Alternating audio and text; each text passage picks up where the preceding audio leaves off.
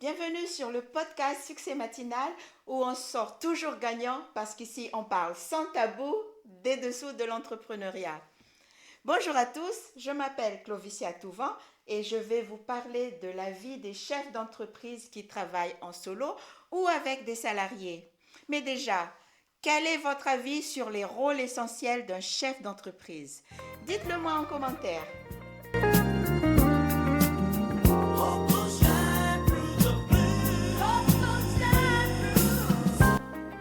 Quel intérêt y a-t-il à être chef d'entreprise?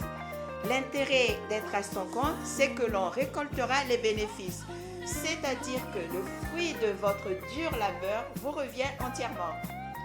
C'est la raison pour laquelle vous avez plus de motivation, plus d'envie de vous donner à fond, parce que vous connaissez l'issue. Et lorsque vous êtes motivé, je peux vous dire que vous pouvez aller très loin. Votre seule limite, c'est votre capacité à gérer l'affaire intelligemment, car les embûches sont partout au début. Et attention aux fausses publicités, soit dit en passant. En ce moment, sur la toile, on voit régulièrement des pubs qui vantent, par exemple, telle ou telle activité en ligne en montrant des gens les orteils en éventail assis au bord d'une piscine ou à la plage avec leur ordinateur sur les genoux. D'abord, il est difficile de voir quoi que ce soit sur un écran d'ordinateur au soleil. Et puis, franchement, est-ce qu'il vous viendrait même à l'esprit d'allumer votre ordinateur alors que vous êtes en maillot de bain au bord de l'eau ou de la piscine?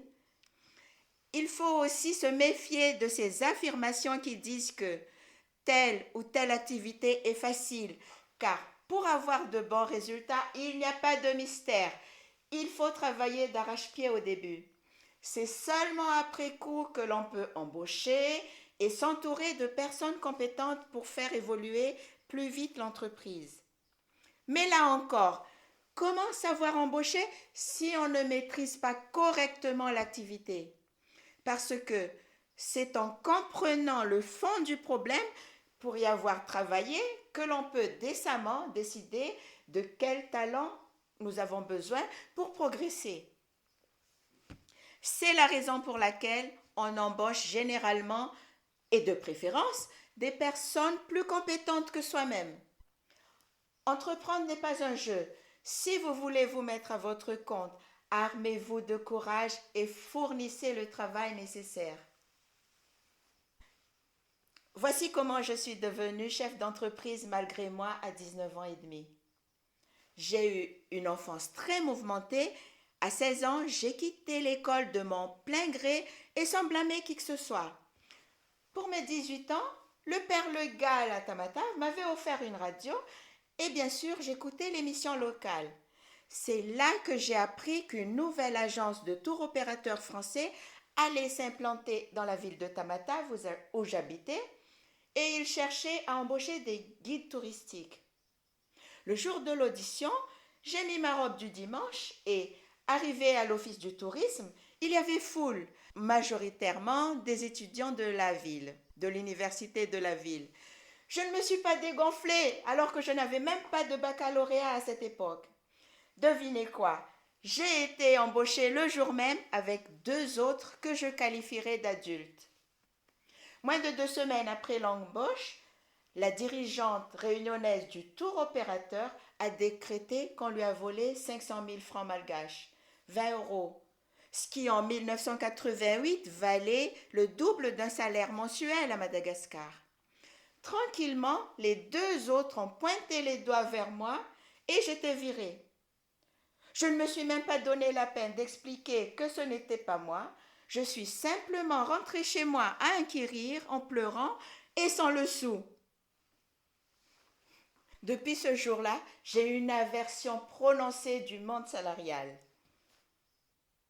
En tout et pour tout, dans ma vie, j'ai été stagiaire 1 mois dans une jardinerie à mon arrivée en France en 2003 et en 2016, 1 mois chez Lidl à Castaneto-Lausanne en 2016 pour les besoins de mes études à l'université Paul Sabatier de Toulouse. En réalité, j'ai toujours été chef d'entreprise et j'adore ça. J'aime les défis à relever et la relation avec les salariés, les fournisseurs, les clients et toutes les parties prenantes.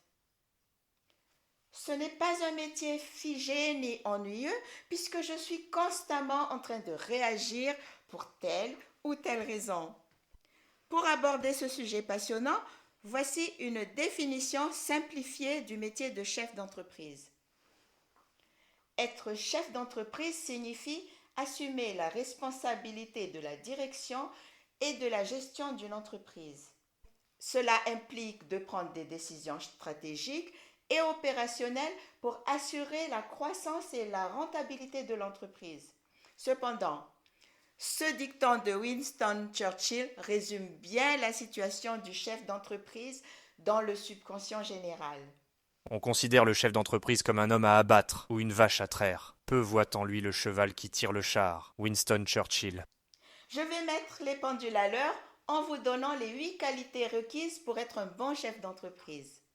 Premièrement, il faut du leadership et de la vision. Par définition, le chef d'entreprise est un visionnaire puisqu'il fixe les objectifs à long terme de son activité. De ce fait, il doit être en mesure de créer une culture d'entreprise positive et productive. Et s'il a des salariés, il doit savoir leur instiller la motivation nécessaire afin d'atteindre ces objectifs-là. En fait, une culture d'entreprise, c'est l'ensemble des valeurs, des croyances, des comportements, des normes et des pratiques qui caractérisent une organisation. Elle se manifeste à travers les attitudes et les actions des membres de l'organisation et influence la manière dont ils interagissent entre eux et avec l'extérieur, c'est-à-dire les clients, les fournisseurs, les partenaires, toutes les parties prenantes, quoi. Mais avant de passer à la deuxième qualité pour être un bon entrepreneur, nous allons décider ce que c'est qu'une vision. La vision décrit ce que l'entreprise aspire à devenir à long terme. C'est une déclaration inspirante et ambitieuse qui guide les actions de tous les membres de l'organisation. Maintenant, la définition de mission. La mission décrit la raison d'être de l'entreprise, ce qu'elle fait, pour qui elle le fait et comment elle le fait.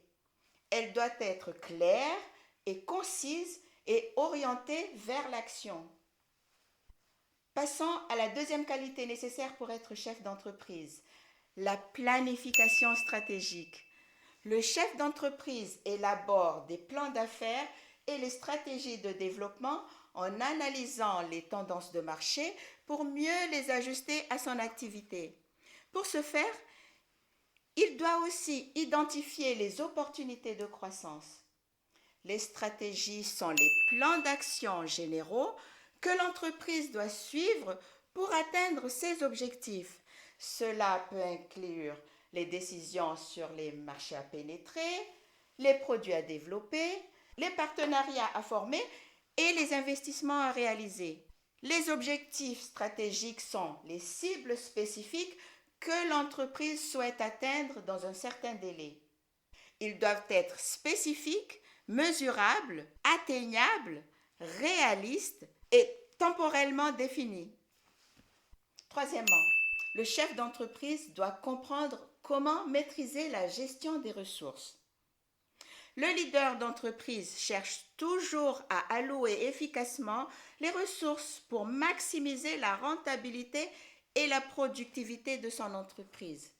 Pour y parvenir, il s'attelle à la gestion rigoureuse de ses ressources financières et matérielles. Cela implique de déterminer les budgets, les affectations de personnel et les autres ressources nécessaires pour exécuter les plans d'action. L'allocation des ressources doit être alignée avec les priorités stratégiques dont je vous parlais plus haut. Attendez, je sais que l'épisode vous passionne, mais je vous interromps pour vous faire savoir que je vous ai concocté un cours en ligne complet afin de vous aider à créer un blog passionnant et qui peut vous rapporter de l'argent. Vous êtes débutant en blogging, ces 9 modules avec des exercices pratiques et des vidéos tutoriels vous faciliteront la conception de votre nouveau blog. Il y aura l'introduction au blogging, comment choisir un sujet et un public cible, la création et la configuration du blog avec notre webmaster, la rédaction d'articles de blog, la promotion et marketing de vos articles de blog, comment susciter l'engagement des lecteurs, et puis je vous donnerai aussi les outils d'analyse et d'amélioration de votre futur blog et surtout, comment monétiser votre blog.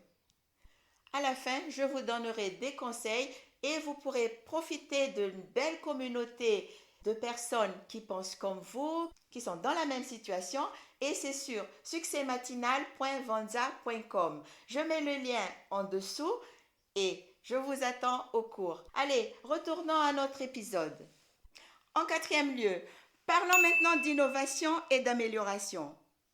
Le chef d'entreprise encourage l'innovation en mettant en œuvre des processus d'amélioration continue pour optimiser les opérations. Après, il y a le suivi et l'évaluation des performances.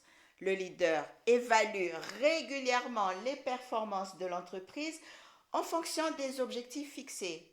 De cette façon, il peut facilement prendre des décisions, ajuster les stratégies et les opérations en fonction des résultats obtenus. Une évaluation régulière permet de vérifier si les objectifs sont atteints et si les stratégies restent pertinentes. En fonction des résultats, l'entreprise peut avoir besoin de réviser ses objectifs, d'ajuster ses stratégies ou même de modifier ses plans d'action. La mise en œuvre implique de déployer des plans d'action et de s'assurer que tout le monde dans l'organisation est aligné et engagé envers les objectifs stratégiques. Le suivi consiste à surveiller le progrès, à mesurer les performances par rapport aux objectifs fixés et à apporter des ajustements en fonction des résultats et des changements de l'environnement.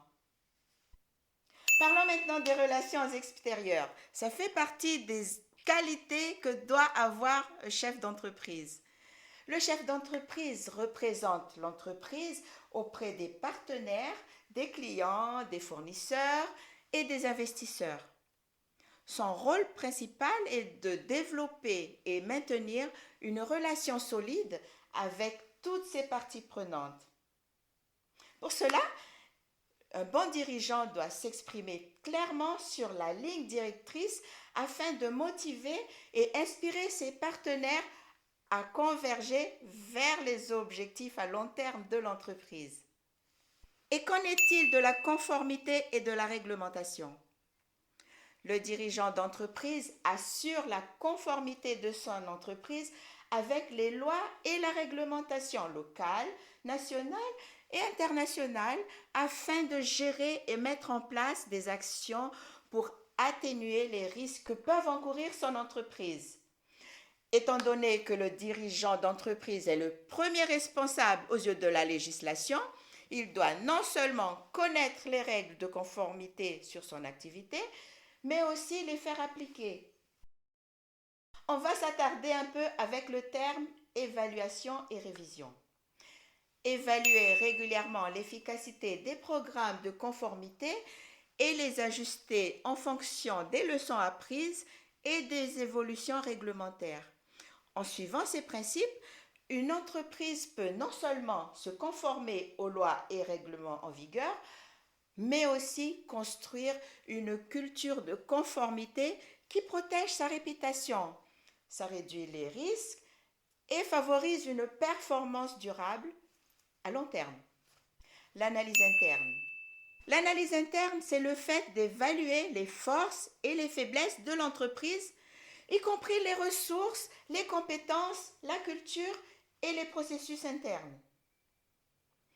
L'analyse externe, c'est l'étude des opportunités et des menaces dans l'environnement externe, telles que les tendances du marché, la concurrence, les évolutions technologiques et les facteurs économiques, politiques et sociaux. Des outils comme l'analyse PESTEL, vous savez, PESTEL, c'est l'abréviation de politique, économique, socio-culturelle, technologique, environnementale et légale. Il y a aussi l'analyse des 5 forces de Porter pour analyser correctement les environnements externes. Et dernièrement, en 8e position, la prise de décision est l'atout maître du chef d'entreprise. Savoir prendre des décisions cruciales sur la direction à donner à l'entreprise est un atout du chef d'entreprise. Les prises de décision en termes de résolution de problèmes afin d'agir au mieux en matière d'investissement et de financement. Les plans d'action détaillent les étapes spécifiques à suivre, les ressources nécessaires, les responsabilités et les échéanciers pour mettre en œuvre les stratégies. Ils traduisent les objectifs stratégiques en actions concrètes et mesurables. Je vais conclure l'épisode avec ces quelques remarques. Tu veux être à ton compte? Prépare-toi à travailler comme une malade, à travailler sans compter les heures, parce que les 35 heures par semaine, c'est pour les salariés. En somme, être chef d'entreprise requiert un ensemble varié de compétences, notamment en leadership, en gestion, en finance, en communication et en stratégie. C'est un rôle exigeant qui nécessite une capacité à prendre des décisions éclairées et à naviguer dans des environnements souvent complexes et en évolution constante. Voyons ce qu'en pense Dwight Eisenhower sur la question du leadership. Le leadership, c'est l'art de faire faire à quelqu'un quelque chose que vous voulez voir fait, parce qu'il a envie de le faire. Dwight Eisenhower. Nous avons de quoi méditer pour cette semaine. Lundi prochain, on retrouvera Mira pour la suite de son épopée entrepreneuriale. Vous avez aimé cet épisode? Faites-le savoir à votre entourage. À mes yeux, vous êtes les meilleurs. Continuez de l'être.